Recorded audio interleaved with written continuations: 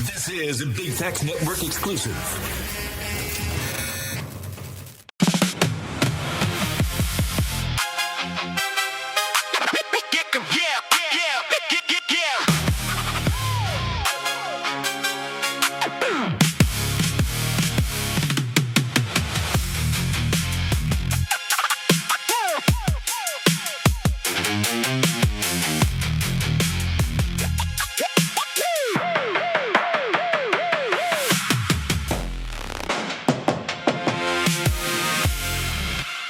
And we are back. Another beautiful day at the Waterboyz Show. The sun is shining and the Lord is shining on us, my guy. Sir. Boy, it was a rainy night last night, but man, I woke up this morning and there was not a cloud in the sky.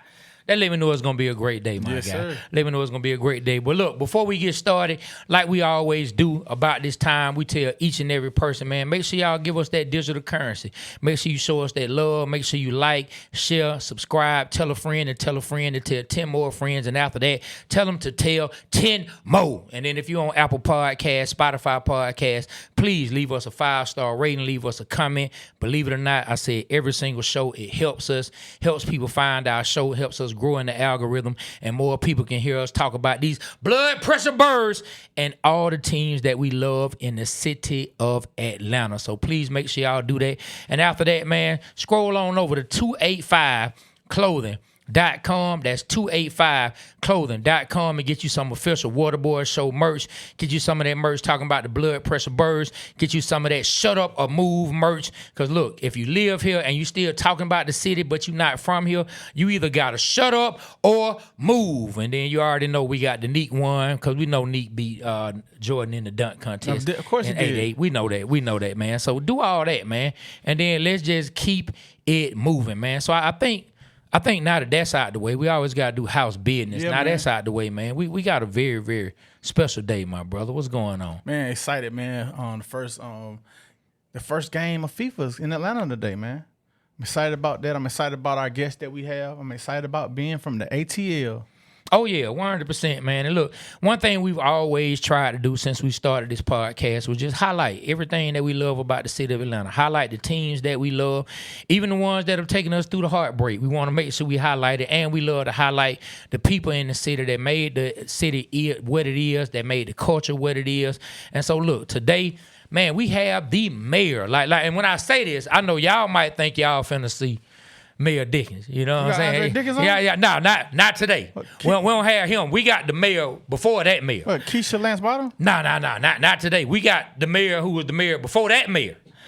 You know what I'm saying? Hey, listen, man, we got somebody who's not only the mayor, we got somebody who gave us some of the soundtrack to the city. Oh, that mayor. We got somebody who was fighting for us, city to city, state for state, when folks didn't even want to give the South love. Back when in the city of Atlanta, we had a Dirty South night. I'm still pissed about that. In the South, we had a Dirty South night because they weren't playing a whole bunch of Southern music. Somebody who helped us break through all that, put all that to the side, and make Atlanta what it is. And if you don't know who I'm talking about, if you didn't get the clue, we are talking about the mayor, the one who keeps it so deaf, none other than Jermaine Dupri, the legend himself. What's up, my guy? What's up, my guy? What's up, bro? Hell of an intro. Hey, man, well, look, you deserve it, my guy. Like I said, we always want to highlight our legends. We always want to highlight everything in the city that's good, everything that's dope. You know, I'm born and raised here, grew up on the east side, so Atlanta means everything to me. Right. You know what I mean? And so having you on the show means a lot. We've been trying to make it happen, and this another instance that timing is everything. Yeah, I wanted to come up here. I wanted to come up here and have a real reason to talk. I mean, we was out of football season, I think, when I got the call. So I just wanted to wait so I could come up here and we actually talk about the sports, you know what I mean, and the craziness of our teams and how we all be mad and you know what I mean, the letdowns, the ups, the highs, the lows, everything. Yeah, 100%.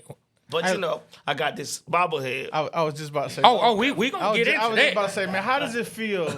I mean, I saw you with the Falcons, kicking it with the Falcons, and had the skit. That jump was awesome. I love it. Yeah. And now, our very own Atlanta Braves has made you a bobblehead dog, bro. Yeah. That's like on Trey's shirt. That's Dale Murphy and Ronald Acuna territory, man. How that feel, bro? It's crazy, like I ain't forecast this in my life. You know what I mean? I ain't never see myself getting a bobblehead or even being part of something. A night, not just the bobblehead. I got my own night at the Braves game. So just to have a night that is, said Jermaine Dupri night and the Braves playing that game that night, it's just crazy. Like that's almost it's unbelievable. It's not almost, it's unbelievable to me. So I want to just go all the way out with this because this a once in a lifetime situation right here. Yeah, I mean I'm from Atlanta and I've been knowing you for a while. Yeah, and I know how this got to feel. Like me and Trey, we avid. We love Atlanta sports. Yeah, like everything about Atlanta, the Hawks, the Braves, the Falcons. So I can imagine having your own day for the Braves. It's excited that the Braves are here at our studio right now. Yeah. It's just a big thing, man. And how did this happen? How did this come about? Well, let me say this. I think that they have four other ones, right? So they did it. They did with Big Boy and Outkast, Andre, I think Ludacris and Usher. Right? Yeah. So I think it's something that Eugene took over to the Braves as just like a cultural movement. And I heard you saying you ain't like the Knicks winning, but I think that the Knicks winning does a lot for the sports world because the Knicks organization, they got that part of the game right. You know what I mean? They make sure that the celebrities that's in that building are part of the fandom. Oh yeah, right. And I think that's really important. And I always push for that here in Atlanta. You know what I mean? That was a thing that I always used to want. Because once I got an opportunity to get a box at the Falcons games, I was probably one of the only people. You know what I mean? That was making rap music that had a box. You know what I mean? And I was paying $250,000 a year to have a box. Just so I could say it, but then when I never really felt the organization at that time, because this was before I made Welcome to Atlanta, so before I made that song, I ain't never really get no calls from the teams to be like, JD, come, you know what I mean? But I just think that it's important that that people understand how connected sports and music is hand in hand, man. You know something I saw, speaking of the Knicks, they had Patrick Ewing traveling with the team, part of the organization. And when they won, he was so happy. It felt like he won one. 100%. I did like seeing that. Yeah, the whole team, not just him. Yeah. I mean, I seen all. John they had Starks, all Walt Frazier. It was a whole lot of old Knicks. I think, like I said, I think it's really important because that's how we feel. Yeah. You know what I mean? I think if I had a team in the Rucker. And I feel like that's what that game felt like. It felt like a Rucker game to me. It ain't feel like we was watching the NBA. It felt like the love and the excitement it felt like it was outside of the Rucker. Yeah, man. So, look, I think it's so important when teams embrace their celebrities, and that's something that I think a lot of the teams here are starting to get right. It's dope seeing the Braves do this. I remember the Braves, they had Bob perform back in, 2011, 2012, something like that, after a game. And even then, I was like, okay, they really bringing in artists that's from the city to come in and get in front of the fan base. I tell people all the time, you let me know your thoughts on this. Like, when we have winners here in Atlanta, people talk about our fans, but when we have a winner here in Atlanta, whether it's the Braves, the Falcons, I don't think it's any better place to be than a game here in the city of Atlanta when the teams are winning, everybody's out, everybody's feeling good. I think it's one of the best atmospheres you can have whenever we put winners here in the city. Yeah, me and Nelly, we argue about this all the time because Nelly always claimed that we ain't going. He said the Hawks will never win a championship because the city party too much, and the player gonna come, he gonna be excited for a minute, then the next thing he gonna be at Magic City, he ain't gonna make it to the game the next day. He said the city party too much, but I think you're right. I mean, a lot of the younger generation they ain't get a chance to see the Deions. They ain't get a chance to be around when Dominique. I mean, me either. I wasn't really in the streets when Dominique was out here moving around. But I remember the energy of having Dominique Wilkins and having Deion run around this city. Yeah. So look, before we get real deep into that, I want you to talk a little bit more about Jermaine Dupri night. Like, tell everybody everything that's gonna be going around. We know you had a bobblehead doll that'll be given out, but there's some more things you're gonna be doing, whether it's DJing and things like that. Like, fill the people in on what's going on around the night, how special it's gonna be, what they should be looking to experience when they come out. Yeah, I mean, a lot of y'all, I know a lot of y'all, I've seen a lot of people in the comments, they've been saying, like, is Cobb County going to allow me to do this? And I'm like, Cobb County, you obviously don't understand. This is the Braves. This Braves County where I'm at right here. So it's really, I want everybody to just know that it's happening inside of the Braves corridor. And like, the whole area, they got an area out there that's got a stage. It's like, I don't know. I look out the window when he's doing the video for this, and it's just people out there just having a good time and just you can eat. It's places to eat. I actually go eat. I actually go over there to eat damn near every week. Okay. We're not going to the games. You know what I'm saying? So it's just a nice place and area. So we're gonna do the block party. I'm a DJ. I'm gonna have 1 or 2 of my groups come out there and perform. They got the Lean With It, Rock With It going on. The Braves, they doing okay. That now. You know what I mean? Wow. That's what they be doing. It's the 30th anniversary of the So Deaf Bass All Stars. Oh wow! Yeah. You know what I mean? Yeah. So I'm just trying to make sure we don't miss nothing. Like I said, this is a once in a lifetime thing. I'm a kid that's from College Park that I ain't never had no money to go to a Braves game. I ain't had no money to go to none of these games. Yeah. So I just used to have to sit there and watch. You know what I mean? And from afar and learn who Ted Turner is. Yeah. And all of this type of stuff. So to just be able to do it, I'm just trying to maximize it and make sure it's a great night. 100%. I want to talk about the A-hat, man. Like, me and Trey have gone around the world. I wear A-hat every day. Yeah, I see. I just like the A-hat. And I've been a lot of places, man, and that is one of the most recognizable symbols in the world. Yeah. Let's talk about it. I think that the A-hat, well, what original one is? Because there's one in here. The original A-hat, Had this A right here. yeah, the original blue and red A-hat, I started noticing that hat, a lot of people was wearing that hat that weren't even from Atlanta. Mm-hmm. A lot of people was wearing that hat. Like, once I started looking up and seeing that, I was like, damn, people really be like, and they mix it with that. They wear that hat.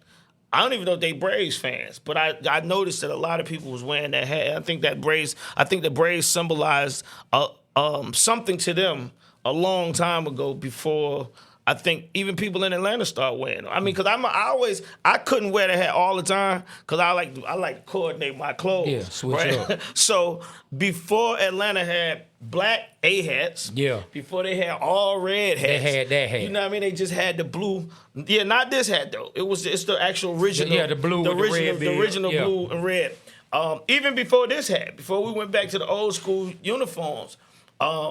I used to go to Walters. They ain't had a match. You know what I mean? They ain't had a mixed match hats. Mm-mm. You know what I mean? We used to just have to wear that color hat. But I feel like that the OG hat is it just symbolizes something major.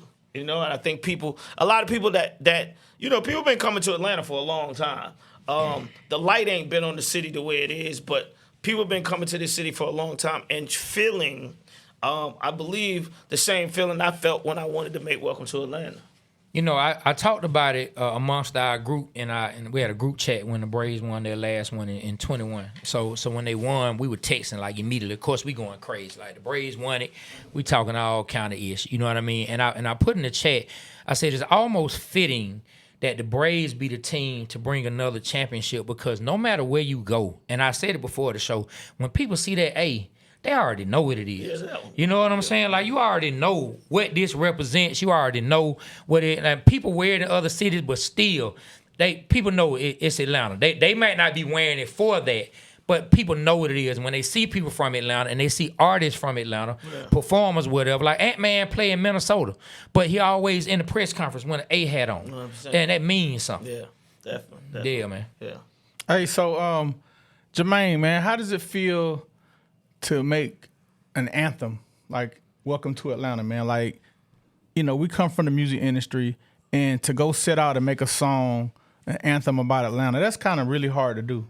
And you pulled it off, and it's one of the best songs that's been out in a while as far as representing Atlanta.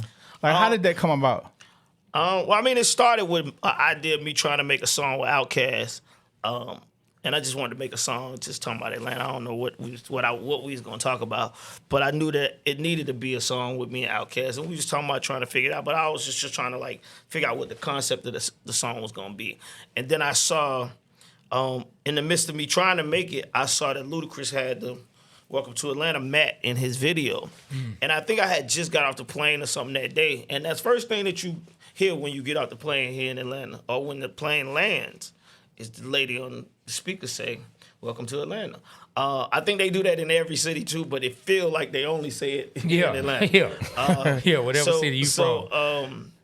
I heard her say that. I saw the Matt, and I'm just like, I think that that's the title of the song.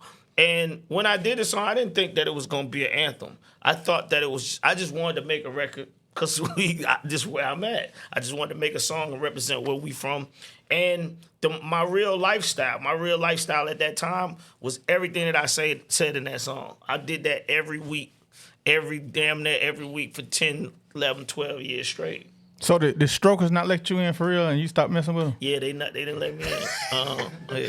Funky, man. Hey, Funky, get the people right over there at Strokers, man. No, what happened with Strokers was that I went, and I don't smoke weed, right? So I went there one night. You know, I'm from the South Side, so to go to the East Side ain't a just hop and skip for me. Yeah, you know what I'm saying? Take a lot. So to take that ride to the East Side, you know, I ain't going all the way over there to start no trouble. So I'm like, you know what I mean? I'm going, like, okay, let me go check out this club. I went, and as soon as I got to the front door, you know, they was already trying to act like, you know, I don't believe that I should get in free everywhere I go. Yeah. But I think they was trying to act like I was acting like I should be getting in. Yeah. Right? So I'm like, damn, they acting a little weird already in here. Like, I'm cool. If y'all want to charge me, just tell me what it is. We're going to come in.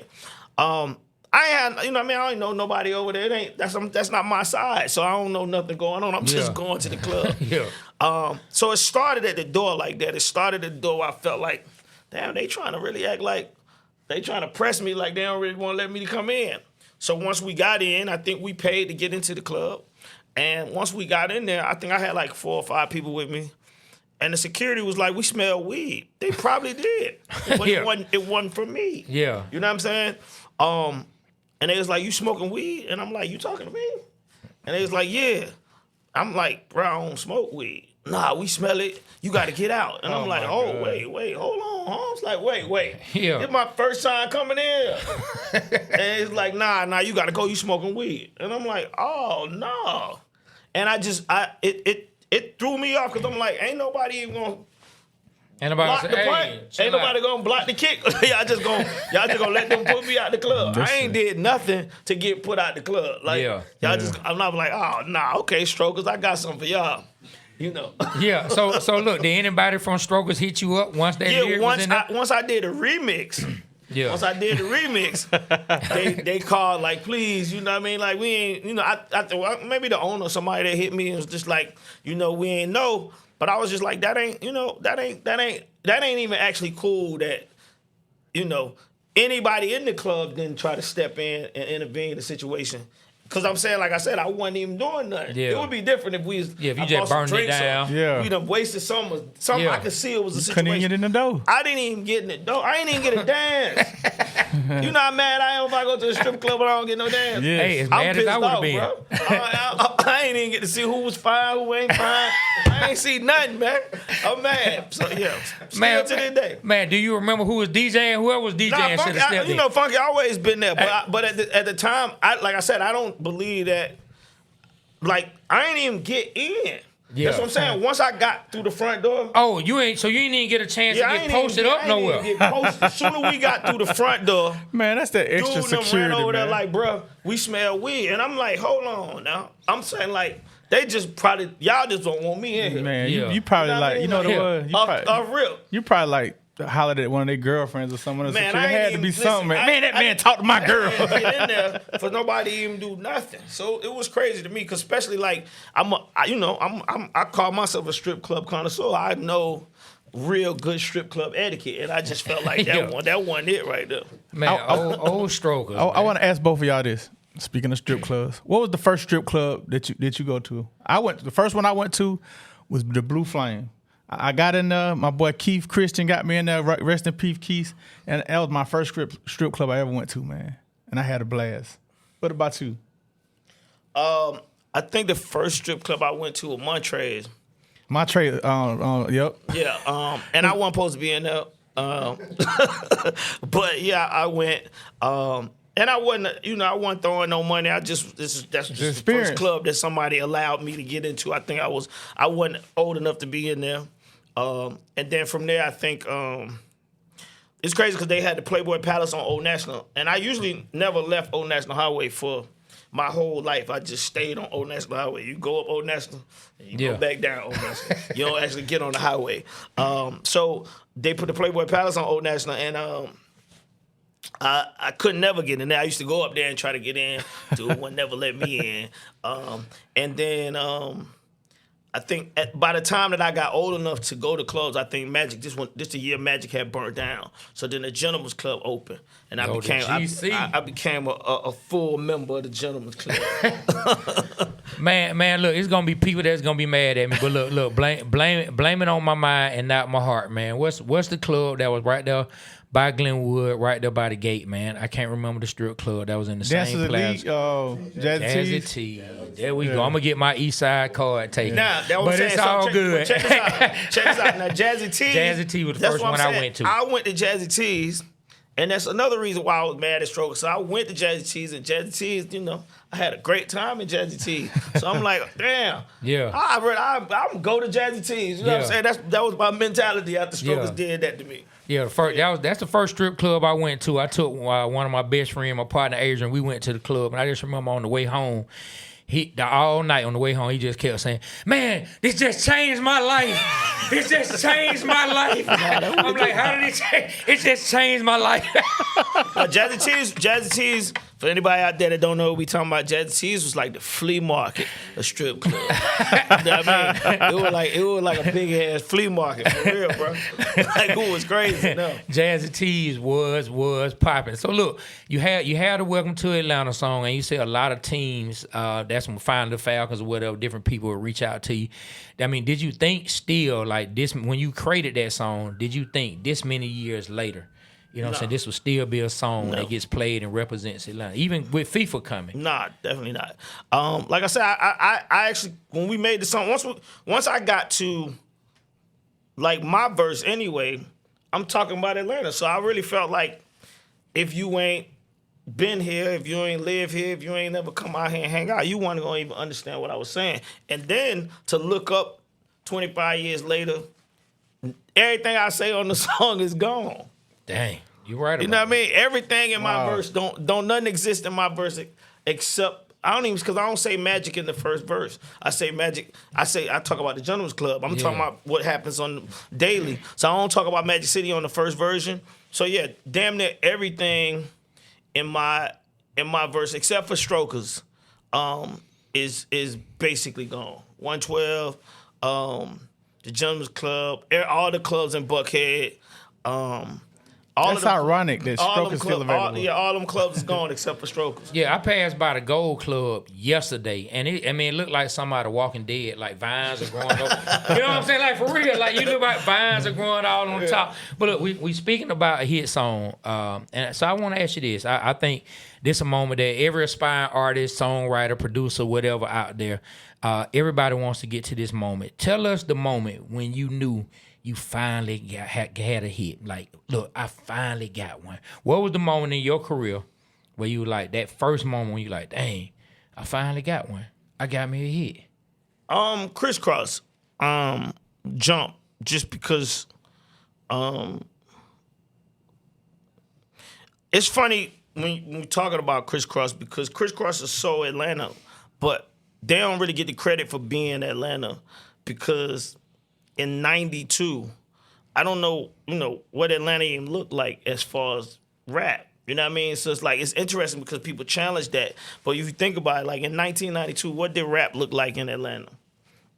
No, I mean, for me, Kilo, Hard Boys, but I can't say we had a visual for what it looked like. That's what I'm saying. Even them, like, you know what I'm saying, like Yeah. the Hard Boys, Kilo, they ain't even have videos. You know what I'm saying? Like, I be watching, like, I be talking to Wicked, and we talking about the Straight from the Deck song. They ain't had no video for that song. You know what I mean? Not that I remember, right? And if they did, we only you could only see it on RNL Star. It wasn't on MTV, Oh my God, right? I remember that. So for me, actually coming up in that space, I had an artist before Kriss Kross. Well, I had two artists before Kriss Kross. I had Silk Times Leather was a female artist. They was the first group from Atlanta to get signed to a major label, and then that didn't really work for me. It worked well enough for me to get enough money to keep producing, but then it didn't pop off. And then I went and tried to do an independent artist by the name of JVL and the Straight Jackets. And JVL, his uncle was the person who owned Montreux. That's how I actually got into Okay, that's how you met him. Okay. But them two records didn't really do it for me. And then the Kriss Kross record, it just took off. And it took off in a way, like I said, it wasn't, we weren't doing the local Atlanta thing no more. I came up on the local Atlanta circuit. You know what I mean? Shadi is the person who actually wrote my first rap and taught me basically song structure. So as far as like the local Atlanta lifestyle, that's all I was used to. So something that took me from being on a show with Stanford Lightfoot and all these people, I was blown away at that point. Like, damn, okay, I done made it, you know? Yeah, like speaking of Kriss Kross, I think part of it, this is just my perspective. I think part of it why they get overlooked and why some people don't see it with one, they're youth. And two, maybe at the time, like some of the gear that they had on, maybe they didn't have on a whole bunch of Atlanta stuff, this and that. But maybe at the time, like you're saying, maybe that wasn't the thought process of let's put them in a whole bunch of Atlanta gear. Let's get them, put them in something. They just wearing what they wearing. I think those two things play a part in the way they were perceived. I mean, you tell me what you think about that. No, I think that's interesting. And that was one of the things I wanted to talk about when I came up here is that, you know, a lot of people don't understand like sports for places like Atlanta, outside of like New York and like the Knicks and these other places like the Raiders and where these teams actually have been so synonymous to these cities, the Falcons and the Braves prior, and the Hawks too, teams used to represent the team. You know what I mean? Until rap changed, you win a team that represents your city. Used to wear, if you walk around with a Cowboys jersey on, you weren't trying to say you was from Dallas. You was representing the Cowboys, right? So back when Kriss Kross came out in 90, 91, 92, if you wore a jersey, you was representing the team and they losses and they wins and whatever was going on. So to get two little ghetto boys from the West Side to put on a Falcons jersey wasn't the easiest thing in the world to be trying, because they view wearing these clothes as them representing the team as opposed to representing the city. Because that's what I'm saying. That wasn't a mindset yet. We hadn't got to that point in hip hop, and I don't think a lot of people understand that about. I mean, especially here in Atlanta, we had to start from a. You know what I mean? It was a starting point in rap, and we didn't have that. We didn't come from that space. We was just learning as we was going. But yeah, when you wear a team back then, the team wasn't representing the city. It was representing, like if you had a Georgia Tech jersey on in '92, you basically was saying that you was like down with Georgia Tech team. Yeah. You weren't trying to say I live in Georgia. And then people would like talk to you about the team, as opposed to what you got on, right? So that's why I believe in them years you saw more people wearing the teams that was winning, as opposed to you seeing people wearing teams that was losing. You know what I mean? If you saw somebody wearing a Seattle Supersonic jersey back then, they was trash. Them and everybody, and a Buccaneers. You need a Buccaneers jersey, them orange jerseys. Oh boy, when nobody wearing that. That's what I'm trying to tell you. If you had on a Buccaneers jersey in '92, you was representing the worst team in football. Yeah. Right? And it wasn't about Tampa. And I don't think people understand that. We went through a period where hip-hop made it where these jerseys represent where we come from as opposed to the team that's playing for them. So now you'll see people wearing anything. Like, you know what I mean? Like, I'm wearing a WNBA sweatsuit right now, and it's, you know, it's just now popping. Yeah. I don't represent, this ain't representing no city, it's just representing, it's representing what's going on in the game. I think the mentality changed, and I don't think people really understand that, but I think it's crazy because, like I said, Kriss Kross, they come from Bunch Middle School. You know what I mean? I learned a lot from Kriss Kross about a different part of Atlanta because I'm not from the West Side. Yeah. So being around them and just going to Greenbrier, just going to the flea markets and just their lifestyle. Just when they record came out, it was really the one that, like, you know, because we was super Atlanta. Yeah. That's when, you know, was it a moment during that time, like a particular show? I don't know what's going on. It's all good. Somebody trying to break out. It's a ladder. It's a ladder. Yeah, I mean, I think like you know, it's interesting that the Knicks started getting on this run, and one of the songs that the Knicks had in their '92 run was "Jump." So that was another thing, like to see two kids from Atlanta, because you got to think this prior. Anybody even knowing Jermaine Dupri being anything. I was just producing their records. So this was all the focus was on them. To see two kids, 11, 12-year-old kids from the west side of Atlanta doing a song for the Knicks and changing the song and the lyrics to go to a team like that. And then living in a city where the team in the city ain't asking us to do it. It was crazy. I'm just like, man, damn, that's wild. Like, the Knicks asked Kriss Kross to do this. The Hawks ain't even sent us no tickets. Yeah, so they ain't asked us to come to a game. So I mean, you know, it was definitely like that made me really pay attention to that. Like, damn, they really done blew up. Yeah. I got two questions. The first question is, we all know the story about you in Greenbrier Mall and you found Kriss Kross. Like, what made you go to Greenbrier Mall and say, hey, I'm finna make these guys international stars? Like, what were you thinking, man? That wasn't never the part. That would never go like that. I went to the mall to go shopping. You know, that's the only place we had World Foot Locker at. So that was the only World Foot Locker in Atlanta. If you was into sneakers or, you know, whatever, sportswear, you had to make your trip to Greenbrier every weekend. I was just there to do that. I ain't know I was going to see them guys or nothing. I'm in the mall. I'm trying to go get my sneakers and get up out there. You know what I mean? You got to go to Greenbrier and get out of there fast. I'm walking through the mall. They got the cookie company right there in the middle, right? Yeah. And these two boys at the cookie company and the girls behind them, they giving them cookies. They screaming and hollering. And I'm like, what the hell is going on in this mall? Now, I'm not thinking nothing about me going... I mean, you know, I don't have no label or nothing, so I'm not thinking about nothing that happened. I'm just looking at this saying, who the hell is that? Why y'all acting like this? I wanted to go over there and ask them that, but I still was just like, I'm going to leave this alone. I don't know what's going on. But the girls was already tripping with the boys, and I sat down and watched it for a minute, like, what's happening? And then I seen the girl basically give them boys some cookies, no money, and I'm like... So now I'm getting really curious. I don't know if anybody else paying attention to me, but I'm paying attention. I'm like, okay. So then when they left the cookie company, they started going to another store, and I think it was another sneaker store in Greenbrier that wasn't World Foot Locker. I don't remember what it was, but I think they went in that store, and the girls in there was tripping, like they knew them already, like they were stars. And I was just like, who the hell is these little boys walking around the mall? Mind you, I had little money, so I'm thinking, well, why they ain't paying no attention to me? They ain't talking to me. They ain't gave me no cookies, nothing. So I'm kind of my ego playing with me and everything. So I'm just watching.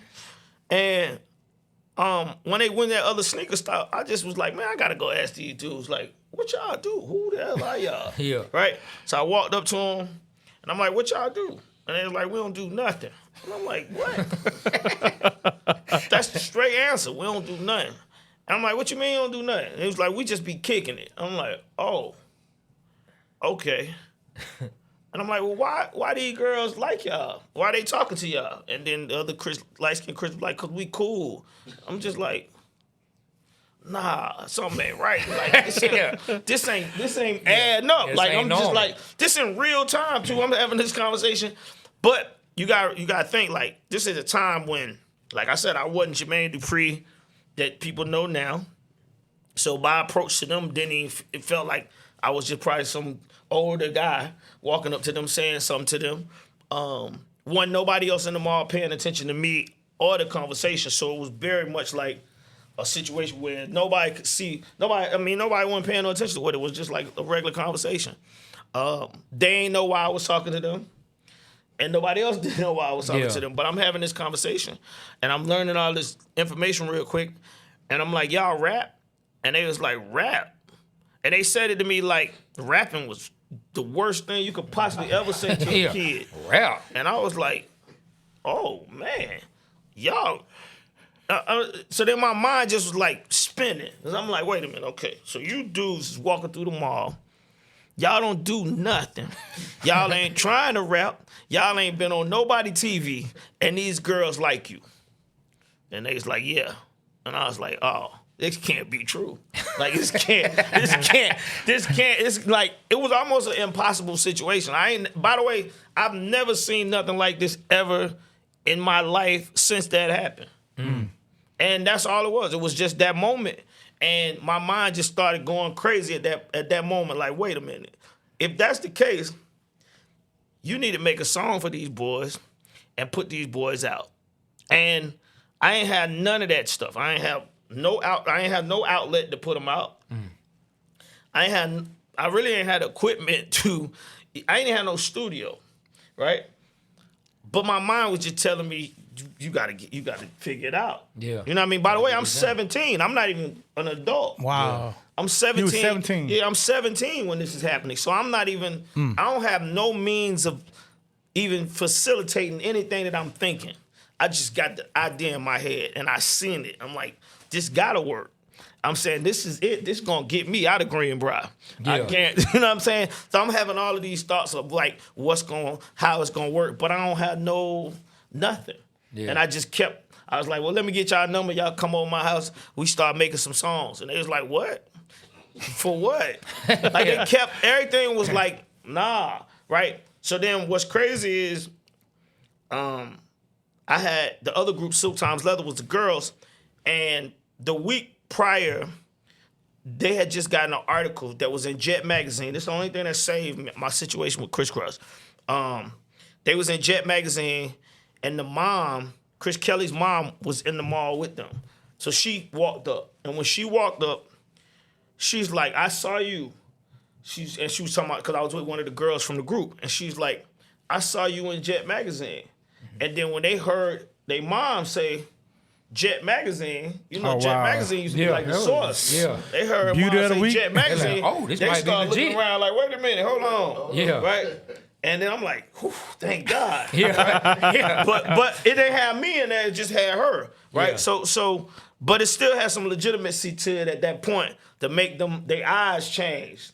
You know what I mean? The way they was looking at me changed, like, oh, wait a minute, what he talking about? But they still wasn't, you know what I mean? Because there wasn't no kid rappers out that was trying to do what I was thinking about doing with them. So they still ain't had no clue. But her having that conversation and saying, I saw this, I know who y'all are. Y'all was in the Jet Magazine. That helped the whole situation. So did they ever come back after everything blew up and Kriss Kross became this worldwide phenomenon? Did they ever come back at some point and say, I don't know what made your crazy ass come talk to us in the mall that day, but thank you? Nah, not really. I don't know artists don't do that. Yeah, artists don't. Yeah, I know artists don't say thank. Like, because I mean, honestly, I don't know if they saw me. Like I said, this is not something that was a thing that you would pay attention to, right? Yeah. So me watching them, because I'm saying I watched them go from the cookie company down to the other end, past World Foot Locker. I ain't even stopped. Yeah, you really watched everything that was going on. I ain't even get to go where I was going. Yeah. Right? I started paying attention to this. And I don't think they was paying attention to me paying attention to them. Yeah. I think they just saw me walk up to them. I think it was foot action. That's what it was. I think it was foot action. I think that's the first time they paid attention to me watching them. Yeah. Oh, Kriss Kross, man. Yeah. Shout out to Kriss Kross, man. The second question I want to ask you, man. TLC. Yeah. I was in college, Albany State University, and I saw the video come out. Well, Ain't Too Proud to Beg, and I saw Baby, Baby, Baby. I thought you was a part of that. I mean, what's your history with TLC? Did you have a big contribution to them, or did you almost sign them? What's your story with TLC? Yeah, TLC was my group too. They was also, I had TLC and Kriss Kross at the same time. Basically, once I got Kriss Kross, then I met Left Eye. When I met Left Eye, I might have met T-Boz first. And then Ian brought Left Eye to my house. And Left Eye came from Philly. And she ain't had nowhere to stay. She was basically a girl that just coming to the city, but she could rap. And some kind of way, her and Ian met each other, and Ian brought her to my house. Now I don't have no outlets. I don't have nothing going on. I just got the gift of gab to talk and make it sound like I can make something happen, right? So Left Eye ended up coming staying at my house, and actually staying in my house without my mother even knowing that she was there. Just staying up in my room, and we just stay up all night, and it just seemed like kids we weren't going to sleep. I'm still 17. I'm not even grown, living in my mom's house, and all of this is going on. But yeah, so I had both of them. I had TLC. At first, they was called Second Nature. They weren't even called TLC yet because they hadn't got chilly. So it was just the two of them, and I was just working on demos for Kriss Kross and TLC at the same time. I ain't had no outlet. I ain't know what to do with either one of the groups. I was more into Kriss Kross because I think we had more in common and more things. So they saw my energy moving more towards what Kriss Kross was doing than what was going on with them. So in the movie, in the TLC movie on VH1, when they go to meet with Pebbles, Left Eye she make a phone call, and the person she called in that movie, that was me. And she called me and told me that LaFace wanted to sign them, or at least Pebbles wanted to sign them, and to see if I would give them my blessing to let them go ahead and do the deal. I ain't had them sign no contract anyway, so if I would have said no, they still probably would have did the deal anyway. But I started thinking as a producer. Like, I started thinking like as a producer as opposed to a record company owner. I was like, yeah, y'all get signed. I mean, I'm going to produce y'all music, right? And she was like, yeah, we going to keep doing what we doing. I was just thinking about a producer. I'm like, yeah, go ahead, get that deal. Let's go ahead, right? So they went on and did a deal with LaFace. But yeah, both of them, they was my group at the same time. I had both of them in my house at the same time. That's dope. Man, that is wild when you think about like all the talent that came through, and at least, you know, I won't say nothing fell into your lap, but you being able to recognize what was going on with Kriss Kross, and then when Ian brought TLC to you, said they were second nature at first, being able to recognize that they were worth working with. How did everything from there after, okay, Kriss Kross, bam, now you want to start your own label? I'm sure some people have heard it, but tell it again. How was that finding Escape? How did Escape come into the fold, and how did you end up having them the first artists that get put out on your label? Well, Ian Burke, once again, shout out to Ian Burke. He's a very prominent piece of this whole cloth. Because Ian was the guy in Atlanta that was the older guy that I knew, that just the older guy, basically. You know what I mean? He was the dude that I looked at like, oh, he know what's going on downtown. Because like I said, people it's probably people that's not from Atlanta or even from the South Side, period. You got to understand, I lived on Old National Highway, flat shows, right? Which mostly is all the way down Old National. You know what I mean? Yeah. Now it's called South Fulton. Actually, when you go down that far, you ain't even in College Park no more. Now you in South Fulton, right? So that's how it felt. Actually, I felt like I lived at the other end of Old National, and going all the way to the top was like going downtown. I never could go there. I never go downtown. I ain't had no car. I ain't had no money. So my mentality was just I was just in my house. I go eat on Old National and go back to my house. But I met Ian. Ian was the guy that seemed like he was the guy that go downtown Atlanta, and he was moving around Atlanta. So I used to just talk to Ian, and Ian was just helping me. Like when I had Kriss Kross, I had no money to do a photo shoot. He found a dude to do a photo shoot for me. And I remember the guy came to me. He was like, I'm going to give y'all one picture. He was like, y'all ain't got no money. We going to take one photo. Yeah. Y'all want to make sure this photo is it. This is how it's going to be. Yeah. And we took one picture. He was dead serious. We took one picture. That became a little promo shot. But Ian hooked that up for me. He got me that one picture. Yeah. So then me and Ian just had this back and forth banter going. So once Kriss Kross blew up, Ian came back to my house again. I had a birthday party at my house. Ian came to my house, and he's like, JD, I want these girls to sing happy birthday for you. And I was like, all right, cool. I done started getting some money, so I ain't tripping about them singing. And I'm not thinking about signing them either. I'm not even thinking about that. They sung happy birthday, and everybody was tripping off how good they signed it. And I started tripping off how good they signed. I'm like, man, okay, what's up with them? And I should have known because Ian, you know what I mean, it was Ian. But it was Escape, and I was just like, you know what? I'm going to sign y'all. I ain't had no label either back then. I did the same thing. I was saying stuff. Yeah. I'm saying, I'm going to sign y'all. I'm going to make it work. And then, luckily, I got, Kriss Kross actually blew up, and then the sky opened and allowed me to have my own label. And then I went back to Ian. I'm like, I need that group. So look, working with so many different artists, I asked you what was the moment when you finally knew you had a hit. I also like to hear the flip side of it. So many artists, writers, producers, whatever, end up having hit songs that they didn't necessarily think was going to be it at first. Mm-hmm. Give us a song or artist that maybe you didn't think it was going to be a hit at first. It was just, okay, cool. Or maybe you had to convince an artist to do something and it end up becoming a very successful song. Do you have any of those stories? I don't think I have any of those. I mean, I think I had my company, once I got So Def, I had, about 35 to 40 employees, and I'm around here trying to run a record company. But I'm also running a record company off one mentality, mine. I ain't thinking about nothing nobody else saying in here, but I got all these people working for me. And I start seeing other people like Russell Simmons and all these other guys doing interviews and talking about how they let people at their company do this and this, that, and third. I used to pay attention to a lot of that. And so I remember one day I'm driving to the office and I'm like, today gonna be the day I let my employees actually work. You know what I mean? Because I started trying to figure out, if you got all these people working around here and they just wait on you to tell them what to do, they ain't really doing a lot of work. You know what I mean? That's what I started thinking about. So I started trying to expand So Def and make it where the people inside the house was actually doing more than just waiting on Jermaine to come to the office, because if something happened to me, what was going to happen to the label, right? So I got to the office and I called a meeting. I was like, we're going to have an A&R meeting. And everybody, they was like, what the hell is an A&R meeting, right? This is prior to all of that. And it was for Ludacris. Ludacris kept throwing CDs over my gate at my house. Shout out to Luda. And Ludacris he'll put something on the gate, like a picture or something. I'd go outside. All this stuff used to be on my gate.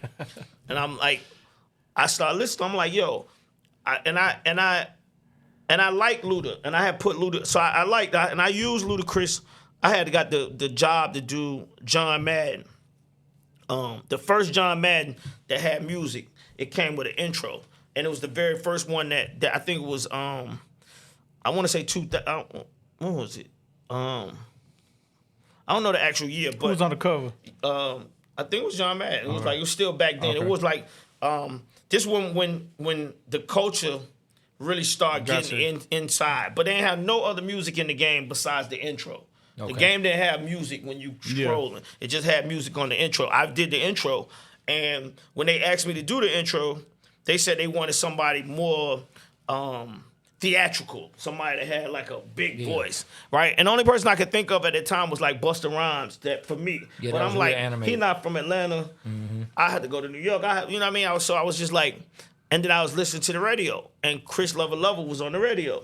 And he had a big voice. Mm-hmm. And I was like, man, I'm going to get him and put him on this Mad thing.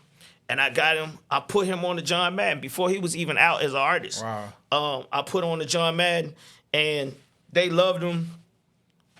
And I took Ludacris music to my office. And I'm going to let my employees work today. And I played Ludacris music, and everybody was like, nah. And I was like, nah. And they was like, nah, JD, don't sign him. He ain't gonna work. This everybody giving me the feedback. Everybody in my office. And damn, What's Your Fantasy came out. Did you fire him? And I'm like, y'all, you know what I mean? Y'all, How was that conversation? this what y'all told me not to do. But you know what's crazy? What I learned from that is that I can't never go against my gut. I had already used him. You know what I mean? I had already put him on the biggest platform he had ever been on. Yeah. You know what I mean? That game probably bigger than, John Madden bigger than any record that he could have made, right? Like a platinum record. Yeah, so I had already gave him a shot. It didn't make no sense for me to ask them anyway. Yeah. Right? It was that I just looked at it like that was just my dumb mistake. And like I said, I'm just, I'm learning. I'm going, ain't nobody telling me what to do. I'm just trying to be a businessman, like trying to be what a I'm better seeing. boss. And yeah, I'm trying to be a better boss, but I should have just stayed the boss. Should have stayed the boss. And just been like, man, I didn't care what y'all over here talking about. But I was always worried about that. Like, I had Lil Jon and all these people in my office. I had star executives at my office.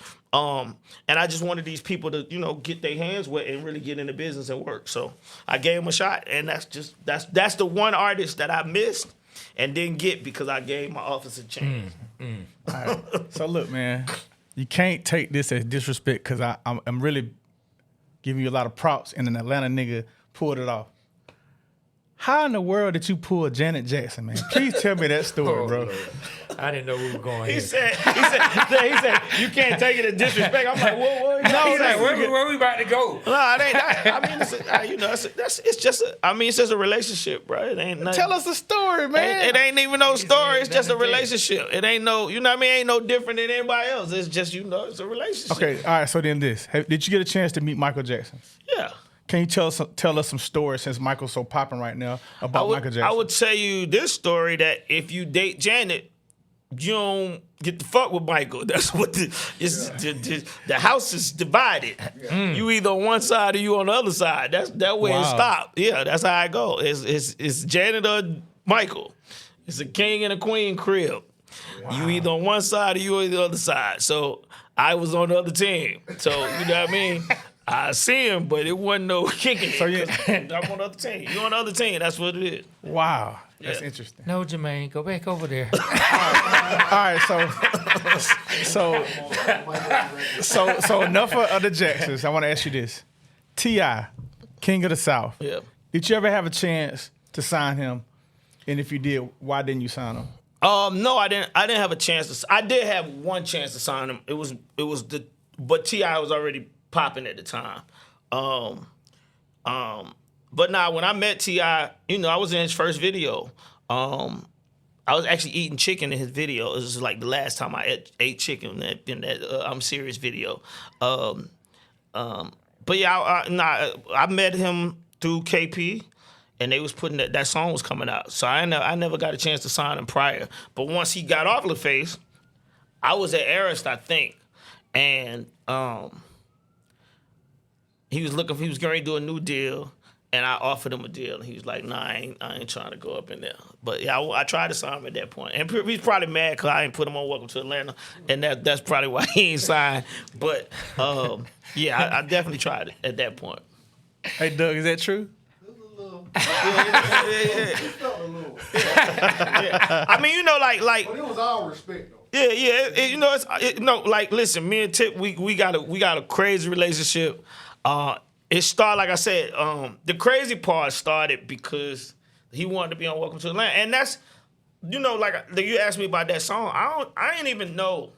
You know what I mean? Like, I just do what I do. I don't be thinking about what's going to happen to this and what's going to happen. And I didn't know what that song was going to do to this city. I didn't know what that song was going to do, period, right? So if I would have thought that the song was going to work, I would have put damn near probably everybody from Atlanta on the song just to make it more of an Atlanta song. But I also kept thinking, like, JD, this gonna make people not really fuck with you. Like, this might be the one song where don't nobody like the Jermaine Dupri record because it's the Atlanta record, right?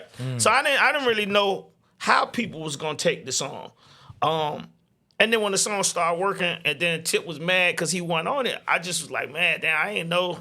You know what I mean? But also at the time, Tip and Luda was having a beef. So I wasn't even really paying too much attention to that as well. It was just like I said, I was just going through the motions. I ain't really, you know what I mean? I never got caught up in what could. I don't ever think about that. I don't ever think about what could possibly happen. You just do what or feels what can right. happen. I'm just going through the motions of what I'm feeling at that time. Well, look, the last question I'm gonna ask you about Welcome to Atlanta, then we'll move on. So what was the thought process in going into the remix? Because you took a lot of heat, and in my personal opinion, I think you still take a lot of heat for the remix there weren't more people from Atlanta put on it. There were people from out of town. I can't remember who's all on it. I know Puff, Snoop. I can't remember who else is on it. But you took a lot of heat for that. What was the thought process in choosing that route for the remix? I think a lot of it was based on, like I said, the success of the song was so surprising to me. Right? They was playing this record in L.A. 100 times more than they played it in Atlanta. Wow. 100 times. And I'm like, this don't even make sense. Like, you know what I'm saying? Yeah. Like, but I look at the play sheet and I'm like, damn, they actually playing this song 150 times a week. Atlanta was like 25. You know what I mean? And it wasn't, like I said, it wasn't even like the teams hadn't taken the song. Because at least I thought, the Braves, somebody gonna make this song.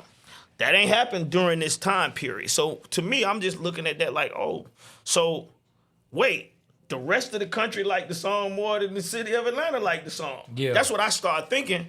And then, sure enough, Puff and them, people in other cities was already making their own version. Like, yeah, people in other cities. I didn't know that. Yeah, people in other cities was making their own version, and DJs would call me and be like, "JD, can you add my name to this? We gonna make our own city version." I was like, "Oh, okay, that seemed like some." But I also, I'm also, like you said in the intro, I'm always been trying to expand Atlanta. I'm always trying to make Atlanta be bigger than what it's always been, because that's just how I always seen it. I always saw this city as a city that people didn't understand or pay enough attention to, and we just needed to keep getting pushed. You know what I'm saying? That's why I put Ludacris on Madden. I just kept trying to like expand and make it as wide as possible.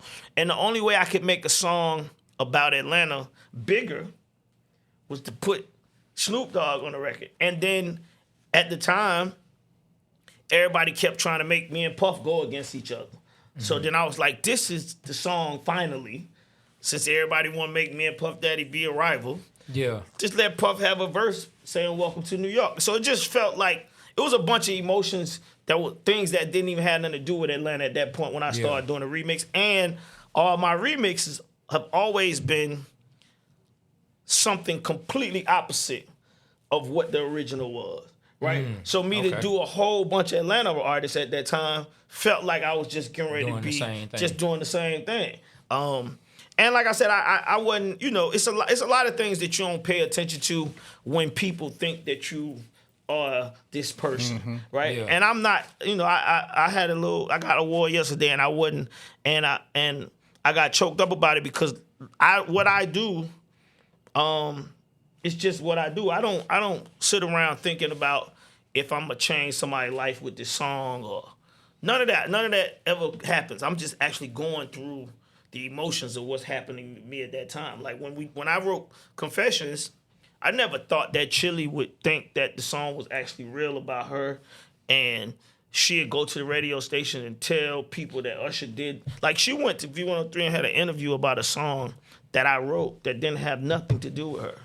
Oh, wow. Wow, I never knew that.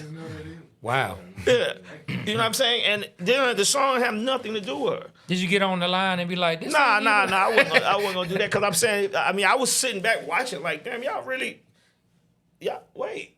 But it's like, this a moment that it's just me. I mean, you know what I'm saying? I wrote the song, I'm like, he's singing it, and people like, they so into it, I didn't want to like just kill that emotion because that's what it's about. That's what writing music is about. But I mean, that's just what it is. Like, I ain't write that song and say, I wonder how Chili's gonna feel when I say this. Like, you can't, you know what I mean?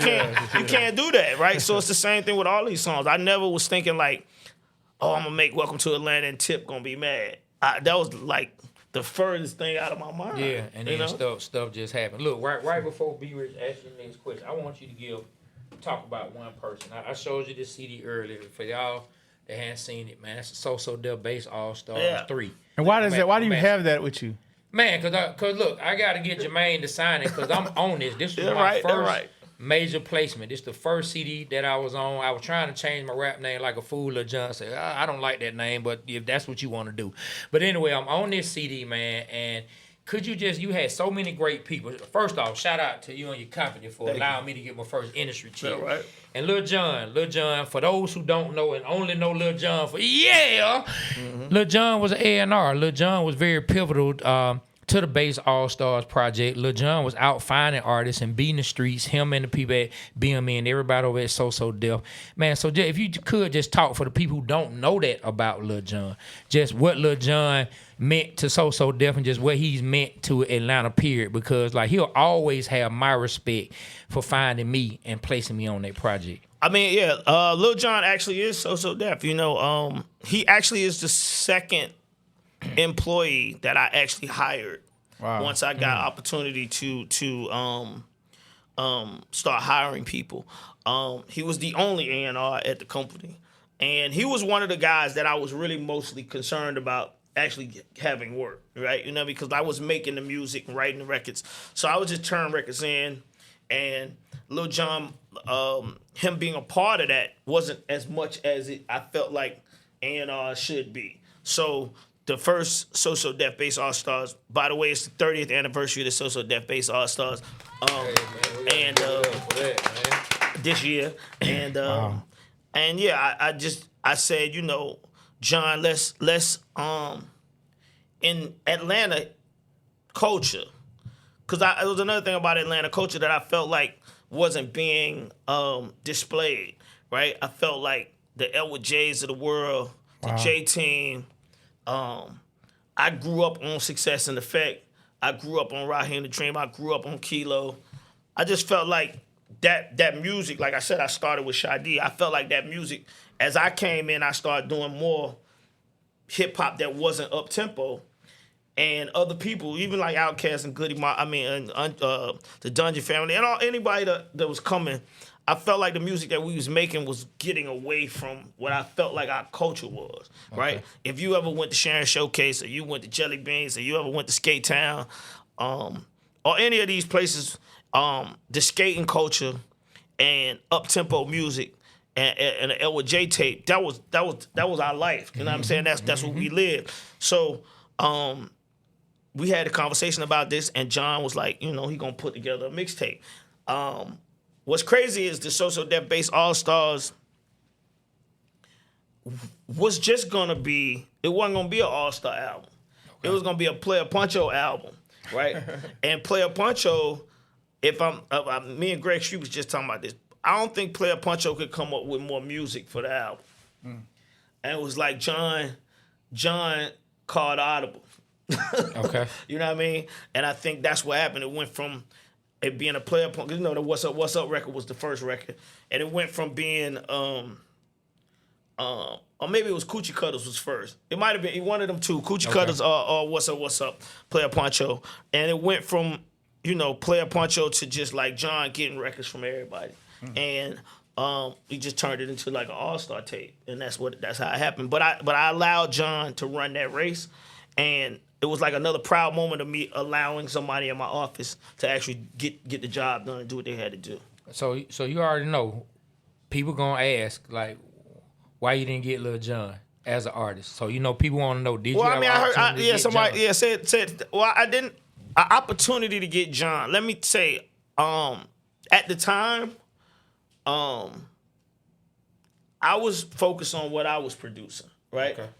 I wasn't paying too much attention to what everybody else was doing and whatever else was going on. Lil Jon was so deep on the underground that I wasn't paying attention to it. That's just what it was. I wasn't in the underground circuit of like where Lil Jon was going. And I saw him. I saw him weekly. He would go places and do these shows. And before it was him and the East Side Boys. It was just Lil Jon, and they used to get in his little Suzuki Samurai and they'd drive to these little towns. Now, me coming from how I started, I always knew that it was like an underground circuit, but I was just like, I'm not going back to that. Like, that's not something I'm getting ready to do. We not getting ready. I can't. I'm already doing this. I'm doing this. I'm doing this. I got Escape. I got Brat. I'm trying to figure out the next level of where we go to. And John was, like I said, his focus was the underground, super underground. Like, where crunk music came from was like beneath 559. Like, if you understand what I'm talking about, you got to go beneath 559 to get to where Lil Jon was at. And I just wasn't in that space. You know what I'm saying? It just wasn't, I ain't had the time. Because I think a lot of people don't understand. I write and produce. It's not, I'm sitting at a desk being an executive. I'm in the studio more than Lil Jon, right? I'm in the studio writing songs, producing, finding the artist, dressing the artist, going to the office. This is my everyday life. I'm doing this every day. So for me to just start following somebody else doing and I don't have no hand in it, it wasn't really there for me to do it. So I always say why John didn't offer it.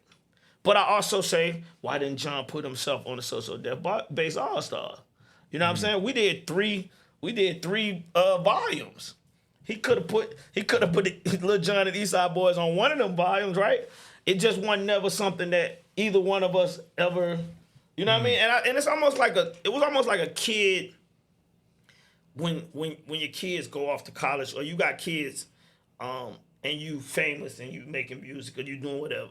Your kids, they have this thing where they want to show you that they can do it without you, right? And I believe that Lil Jon wanted to show me that he could do it without me saying, hey, I'm gonna help you out to do this. Yeah. And he, you know what I mean? I just think that was something that, and at the time, again, I was proud of that because I'm like, he come from me. It's just the only job he ever had at So Def. So when y'all see him, that's me. Yeah, you know what I mean? So I look at it completely different the way everybody else look at it. Because I don't try to put my hand in the cookie jar, put my hand in everything that's going in the cookie jar. Yeah. You know? I want to talk about this. Yeah. Who designed the bobblehead, dog? I love it. And, there's a bunch of designs went into him. Do we get to keep this one? Huh? He said, huh? I heard that, huh? Look, I ain't hear him say that. Oh, look, he ran over here. I don't even have this. That's what's crazy. So if you keep it, I'm gonna be mad. But no, listen. So this I think the day that Usher got his, they did Bob Usher night at the Braves. I did the announcement where you say, let's play ball, that part, right? So that's what I'm saying on the mic. I'm actually a person that do that. So I got a chance to go on the field and do that. This is actually the outfit that I wore on the field. Oh, that's hard. Yeah, so I wore this on the field, and I think Eugene was saying this is the one that they wanted to use. And then we just started, fixing them, making sure you're right. They brought it to me. He had no hair on his face. I'm saying, that's not me. He ain't had a little tag on his jeans. I'm like, that's not me. So we just had to, tamper with it and get it right. I mean, but it was fun. It was fun getting it going. Like I said, the whole process, I never even, you got to think, man, my whole life, I know what people think about Jermaine Dupri, but I was broke, bro. I ain't had no money to see no games. I ain't never had no chance to go to a Braves, Falcons, or Hawks games in my life as a child. Wow. Or as even a halfway adult. You know what I mean? That wasn't something that my mother and my dad was going to spend no money on. So for me to just even be in this space, it's just like I said, I'm just looking at it like I still can't believe it. Man. Well, I'm honored that the Braves and you were able to come talk to us about this, and I want to make sure that Eugene please gets us a.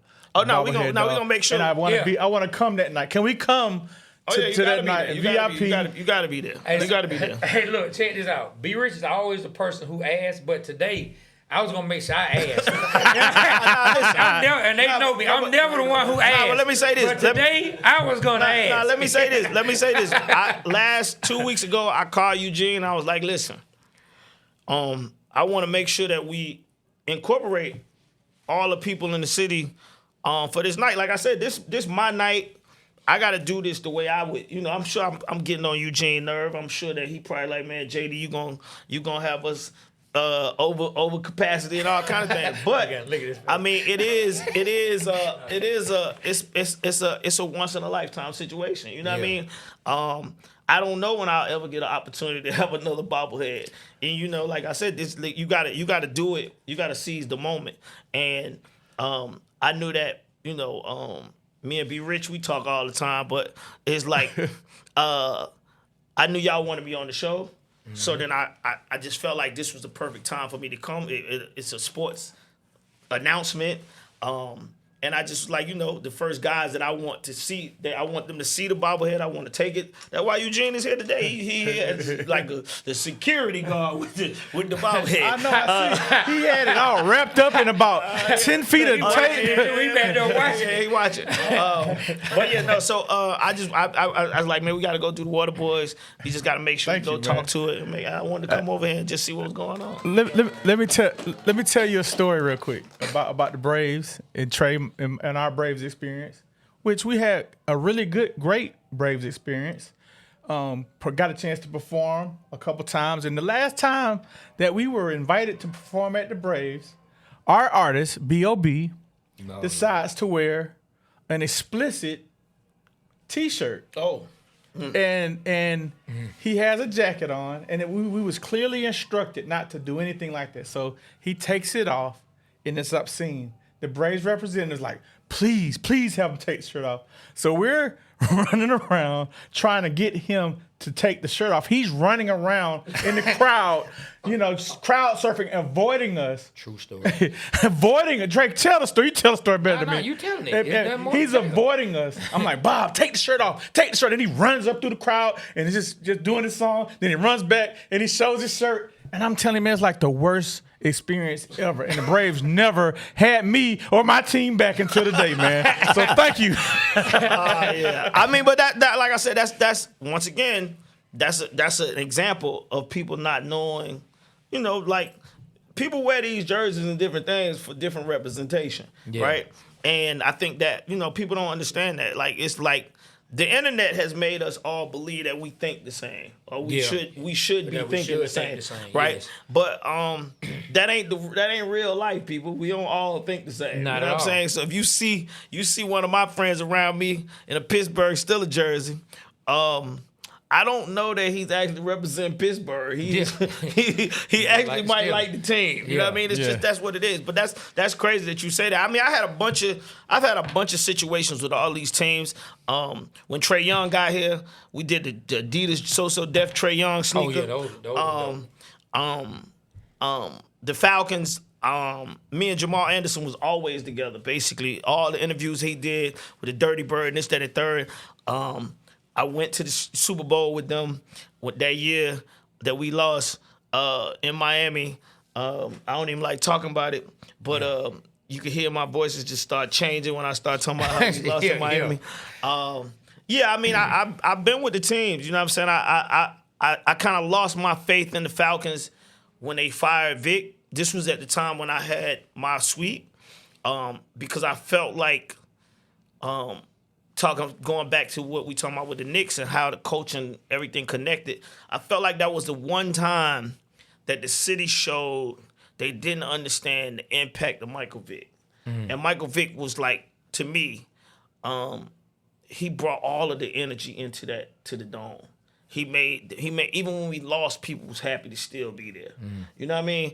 And I feel like it's important for people that work for these companies, that work for these teams to understand that. And I feel like the Braves, them getting Eugene, that was probably the best thing that could possibly happen to them, because he understands this. You know what I mean? He understands both sides. He know how to tell me no. Shouts out to Eugene. He understands how to tell me no, and he understands how to tell me yes. And you gotta be able to be that. And I feel like that's great.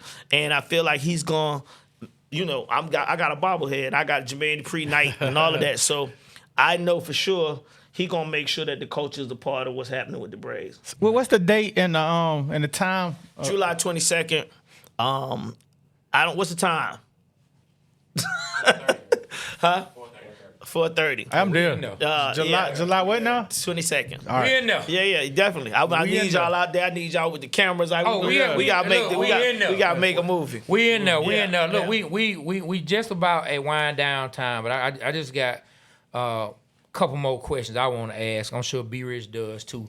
So, man, where were you when the Braves won that first championship in the 90s, man? Where were you? How was that experience? And did you hit the parade?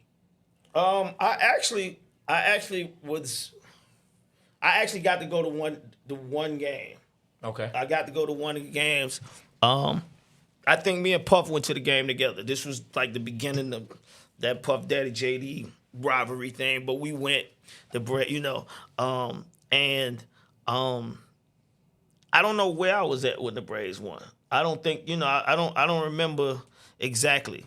But I know that this was like one of the most proud moments of our life, being from Atlanta and finally getting a victory. We didn't care who brought it to us. You know what I'm saying? It was but I feel like the Braves, out of all teams, like you said, I feel like the Braves winning was probably the best because the A represents Atlanta. You know what I mean? The hardest, and I feel like that was a good statement. And I feel like baseball is a wider sport than just like sometimes I feel like this, like even like now, I saw the ratings of the Knicks. They ain't had these ratings in 20 years, right? Where everybody's paying attention to it. Yeah. I feel like baseball and football have been in a wider space than basketball for a minute, especially with the Falcons and the Braves. So I just felt like it was just a big time for our city, I don't know what I was doing, though. Yeah, okay. Next question. We talked about the A-Hat, and we talked about hip-hop culture and sports. So we had a segment we did in our very first year of the show where we ranked the top 5 sports hats.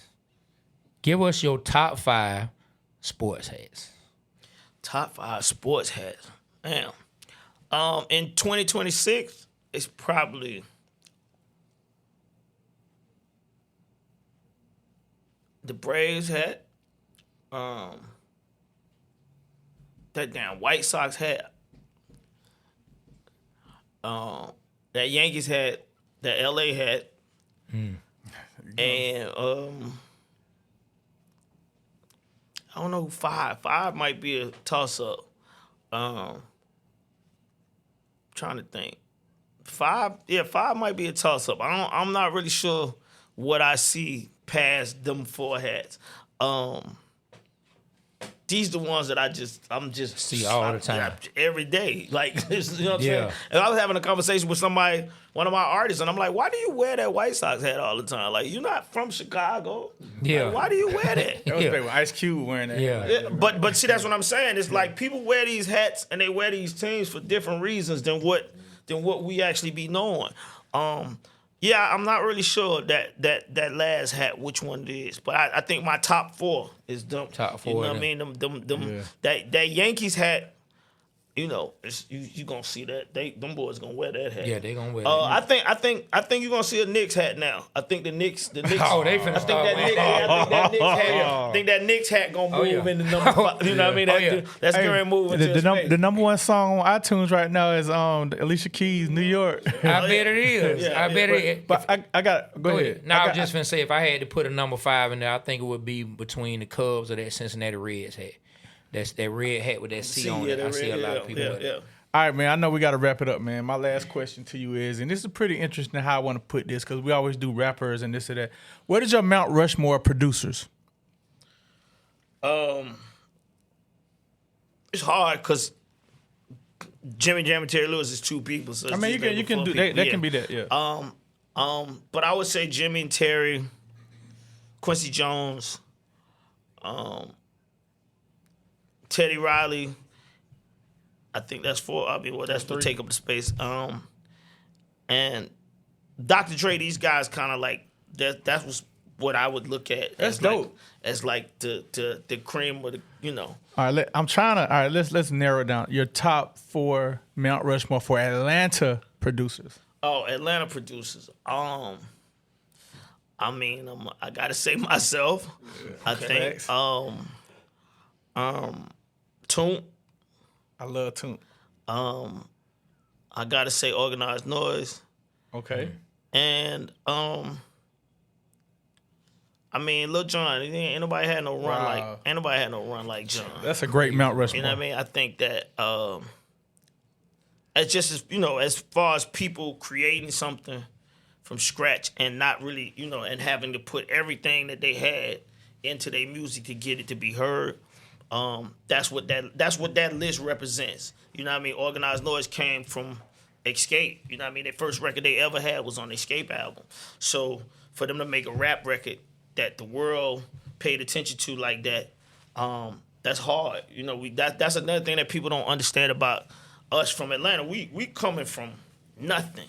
Like, you know what I mean? Like I said, when I put out Kriss Kross, nobody was like, JD, you can't wait, you put out a record. Then nobody know who I was. Yeah. They ain't know who I'm running around talking about these guys, but they looking at me like I'm a promotion person. They ain't knowing nothing. So for me to have a group of kids, getting promoted and doing all this stuff in other cities, it's amazing to watch that, right? So it's the same thing with them 4 people I'm talking about. Like Toomp came from being Shadi DJ to making records for T.I.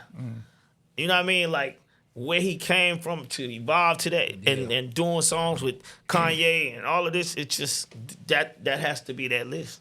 I want to say this, man. I want to ask one more little top 5, then I'm done. Okay. I'm done. All right. Top 5 Atlanta players. Top 5 of people who played for Atlanta teams. What's your top 5? Man.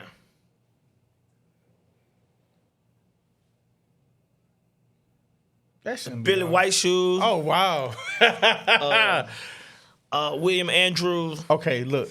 Steve Barkowski. That's my favorite running back all time. William Andrews was serious. Straight up, I got depth here. And I'm going to stop right there with the old boys. I'm going to have to go to Vic and I'm going to have to go to Jam because it wouldn't be no Dirty Bird if it wasn't for Jamal Anderson. So you say Billy Steve Barkowski, and then you said William Andrews. William Andrews and Steve Barkowski. Yeah, Barkowski. I feel like them is I have a Barkowski jersey on in the Welcome to Atlanta video. Them the players that always have got my attention. What I'm supposed to was it not supposed to be just football? No. That was it. I just named top 5. It's all good. If that's what stick out to you, I mean, what Dominique, Dominique Spud Webb. I mean, it's a 5 for everyone. You know what I mean? 100%. I was with Josh Smith when he won the slam dunk contest. Wow. I mean, I done been a part of all of these boys. You definitely Atlanta. I done been a part of all these boys that did what they got to do. Look, Trey usually does this, but I want to say this for me. I've been around you. I always had to keep my composure, be cool like it. But since we're doing a podcast, I'm a big fan of what you've done. You was a soundtrack to my life, college, and like, bro, you represent Atlanta. Like when we wanted something in Atlanta, we had nothing. You and other people during that time period was putting Atlanta on the map, putting it on your back, man. I just want to say, man, I appreciate that. Appreciate it. For real. Thank you.